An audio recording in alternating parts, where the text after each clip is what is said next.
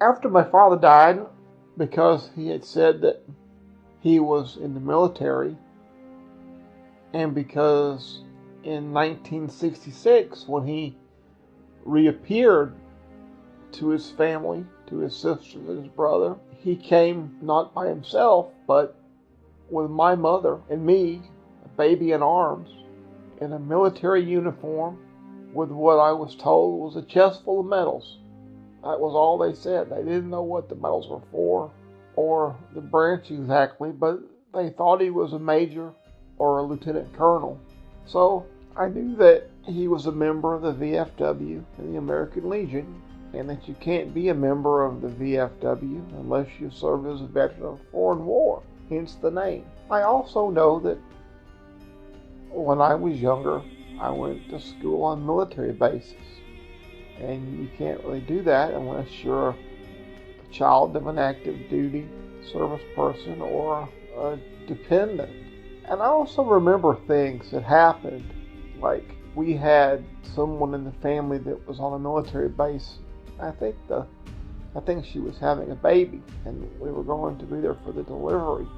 Her husband was in the military, and when we got to the gate, we didn't have a pass on our car, and the guard at the gate wouldn't let us in.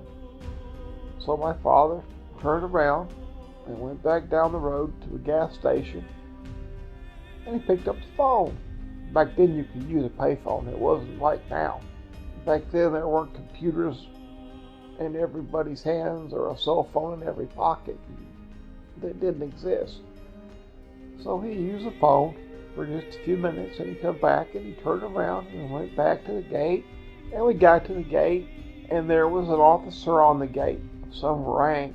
I couldn't exactly tell, but it wasn't the same man that was there before. But he had I saw a lot of ribbons on his chest, and he had brass on his shoulders. So I don't know what he was. I was just a child. But he saluted my father, and he waved us in. I thought that was kind of cool, just because of what it was. I didn't know what it was exactly, but just the act of it I thought was neat. So I knew that my father in some way had some military background. I didn't know what, but I was going through some papers, and I found a work resume that he had typed up. It was old, like should work back into the 1950s and 60s, long way back. And it mentioned the unit that he was with in the Army Air Corps, and that he was a major. And I thought, well, this shouldn't be too hard. I figured he was doing military burial if he was a veteran. That was really all we were after. We didn't want anything else.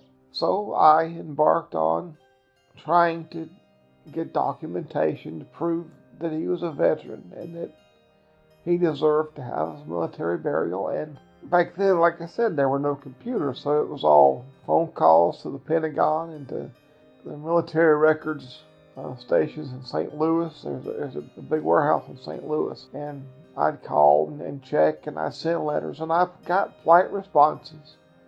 We're sorry, but there's no record of your father being in the military under the name that you gave us. And I found that kind of perplexing, but I figured, well, it's the military. Maybe they just lost the paperwork or couldn't find it or something. So I kind of let it go for a bit and went on.